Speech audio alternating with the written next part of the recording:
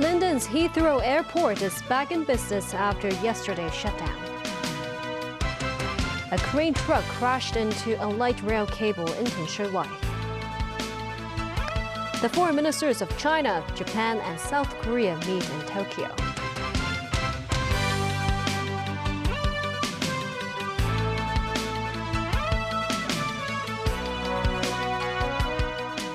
Good evening, and thank you for joining us. London's Heathrow Airport said it was fully operational on Saturday after a day-long closure sparked by an electrical substation fire. But airlines warned that severe disruptions will last for days as they scramble to relocate planes and crews while helping travelers arrive at their destinations. More than 1,300 flights were cancelled on Friday, and tens of thousands of passengers had their travel plans disrupted because of this shutdown. Nasmi Kareem with more. Its lights illuminating the darkness, a British Airways flight lands at London's Heathrow Airport on Friday night. Later, the first takeoff from the stricken airport since a fire at a nearby power substation completely shut down Heathrow for a day. Europe's busiest airport was stirring back to life on Saturday, initially with limited operations and eventually more planes landing and taking off. More than 1,300 flights were cancelled on Friday, leaving tens of thousands of passengers stranded in London and around the world. The airport's CEO, Thomas Walby, said Saturday should be a normal day at Heathrow. This afternoon we will prioritise incoming flights that have been stranded in Europe so we can get as many passengers into the country as we possibly can. After that, a few flights will be taking off during the evening, and that is about it. They should come to the airport as they normally would. There's no reason to come earlier. What I'd like to do is to apologise to the many people who have had their travel affected during the day today. We are very sorry about all the inconvenience. The blaze started just before midnight on Thursday at an electricity substation more than 3 kilometres from the airport. It knocked out power to Heathrow and thousands of homes in the area.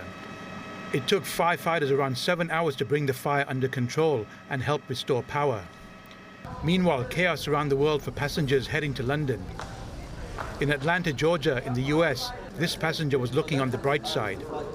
There's nothing you can do, there's no point getting angry at people, and actually, fellow passengers were all talking to each other. Normally we'd all be in our own little worlds, but when things like this happen, you actually get to meet people. At JFK Airport in New York, this man said his flight was forced to turn around. 3 hours in the flight, and then, like I said, my wife was looking at the map and she spotted saying it was getting turned around. And I was like, you're joking, there's a glitch. And then the pilot said, there's been a problem at Heathrow, we've got to turn around. Nazvi Kareem, TVB News. In Hong Kong, most flights departing for the UK took off as scheduled.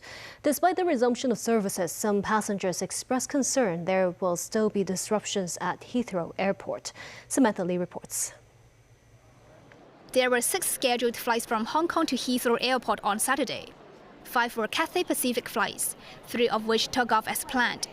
Passengers checked in for their flights as usual.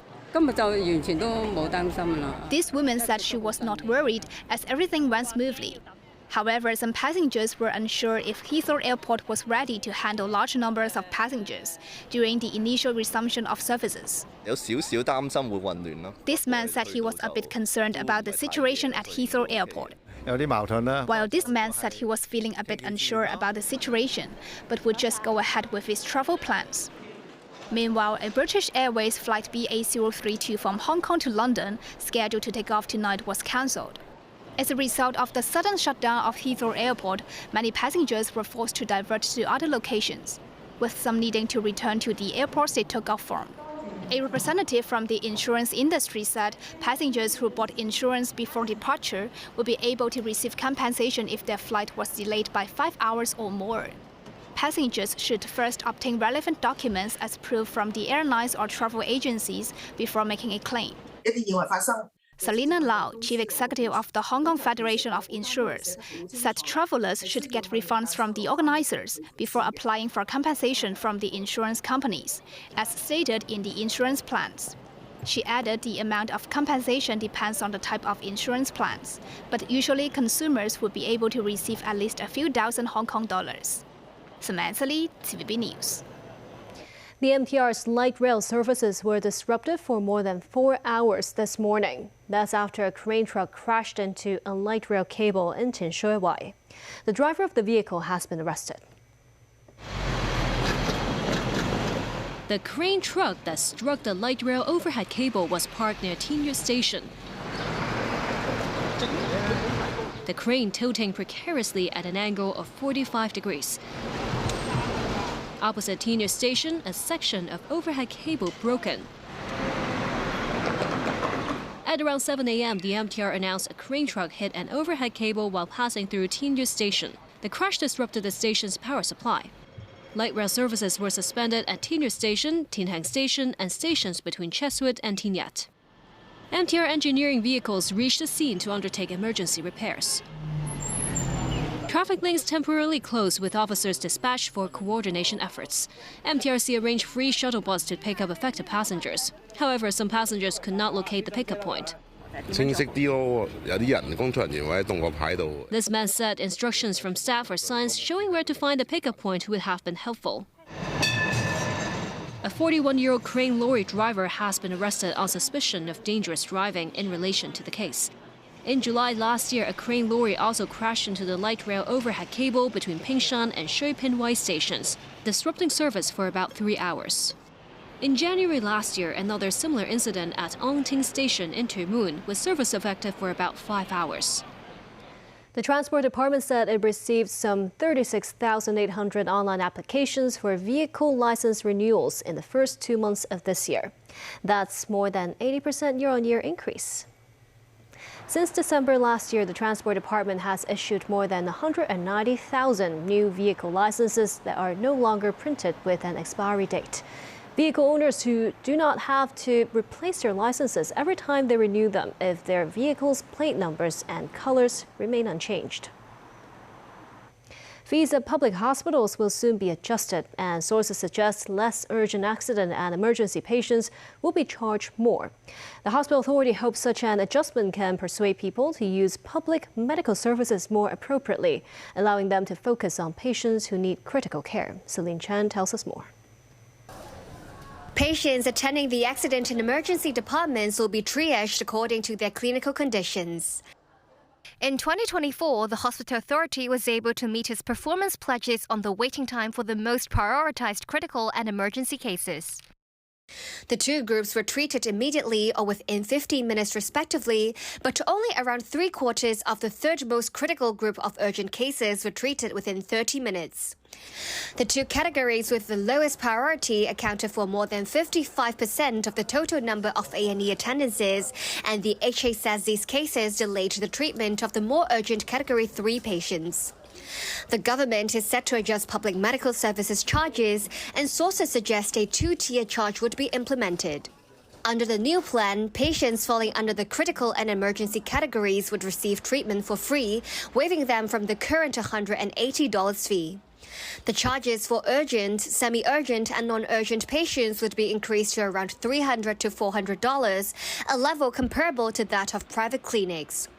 The HA hopes resources can be better allocated to take care of more urgent patients. With the experience in 2017, we noted that during that year, the price increased from $100 to $180. The next year, the accident and emergency department attendance has dropped 5%. It actually has some persistent effect.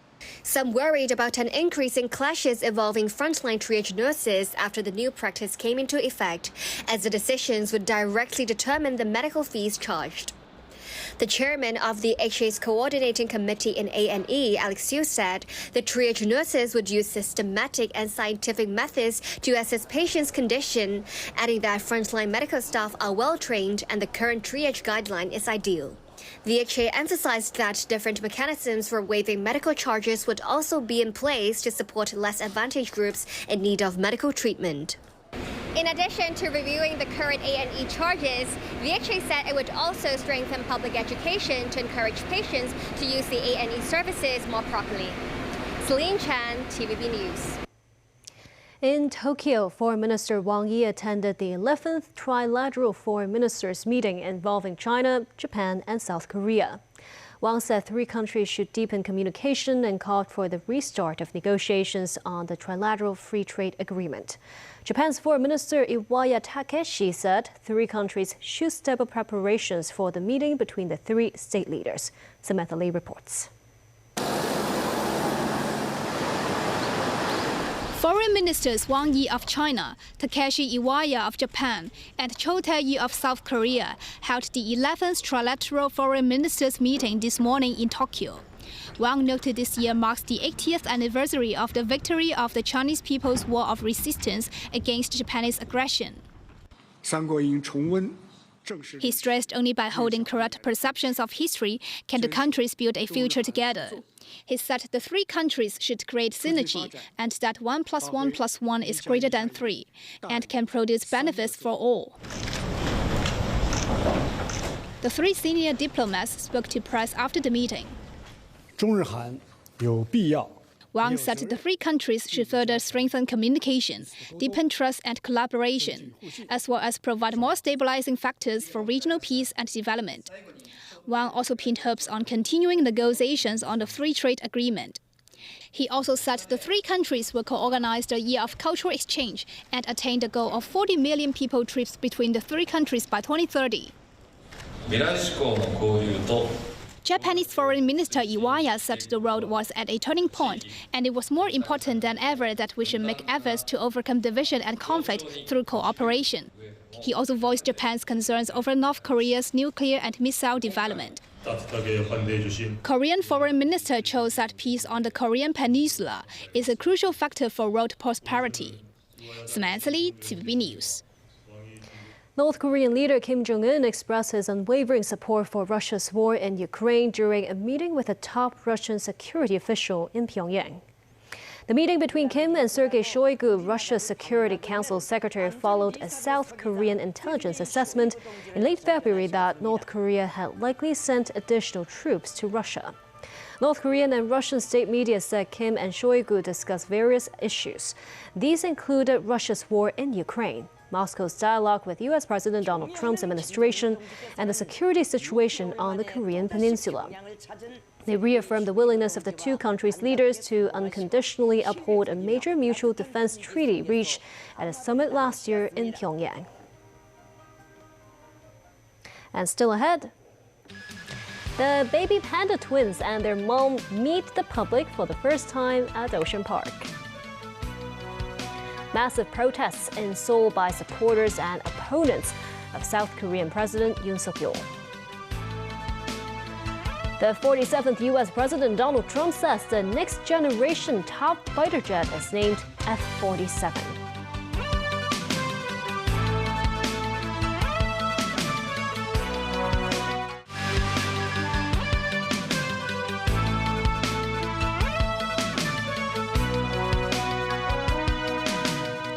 Welcome back. For the first time, the Hong Kong-born Panda twins greet the public alongside their mother Ying Ying at the same Panda Pavilion at Ocean Park today.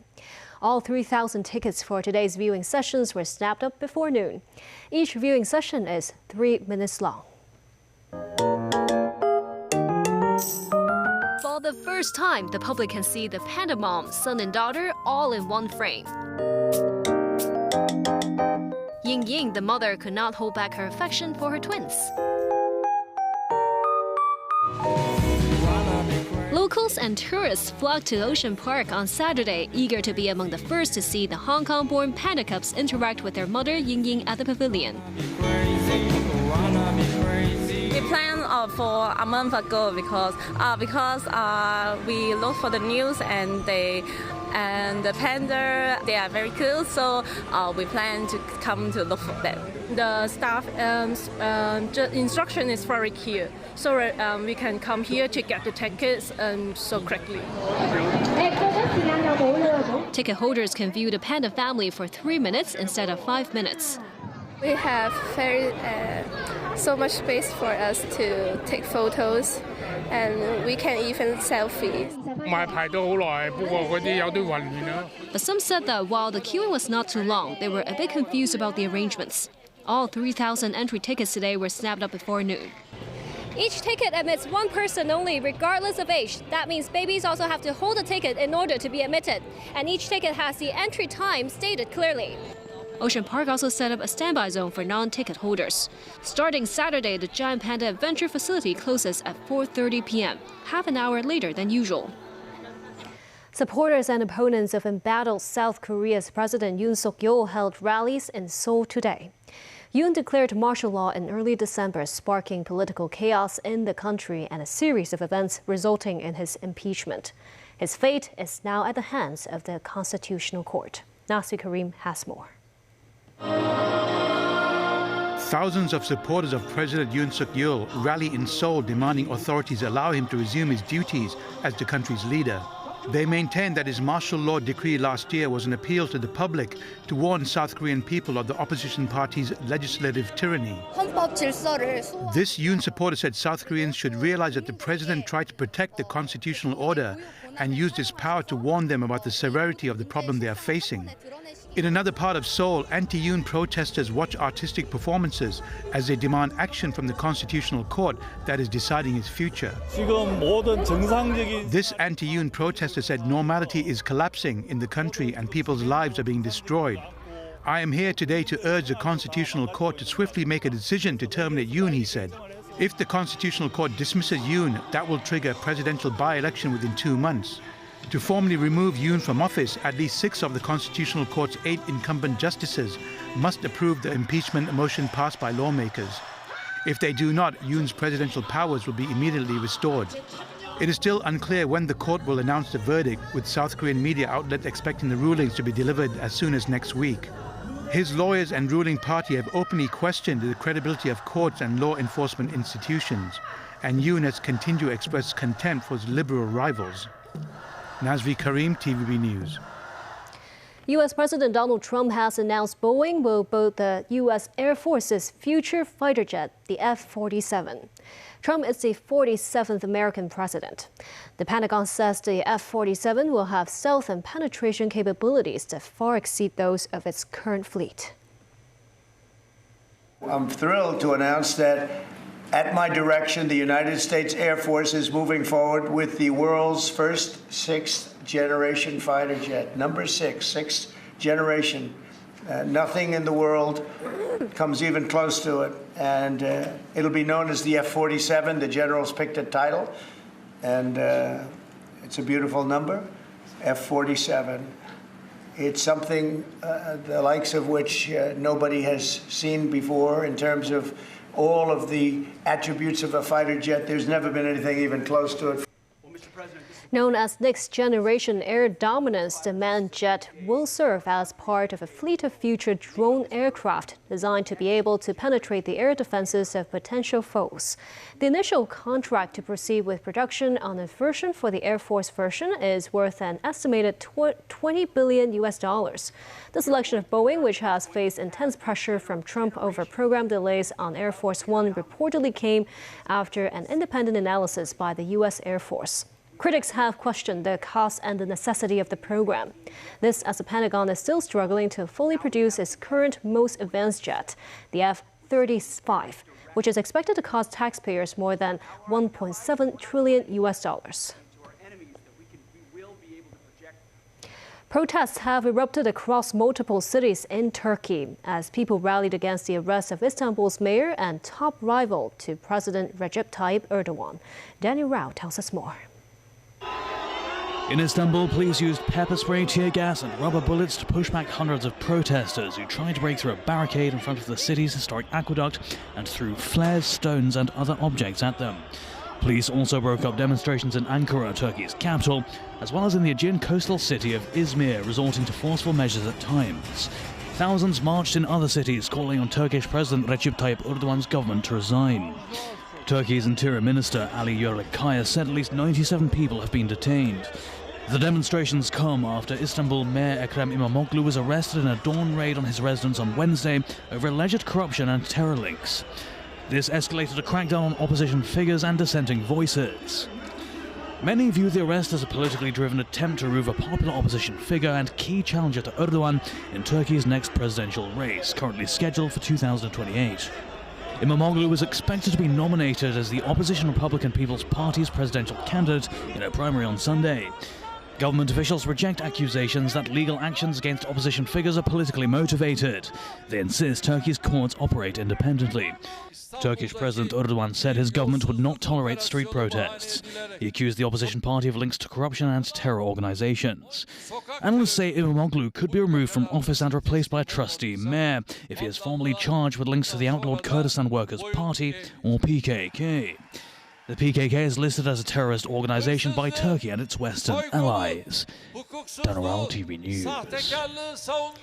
George Foreman, the fearsome former world heavyweight champion boxer who lost the rumble in the jungle to Muhammad Ali in 1974, has died.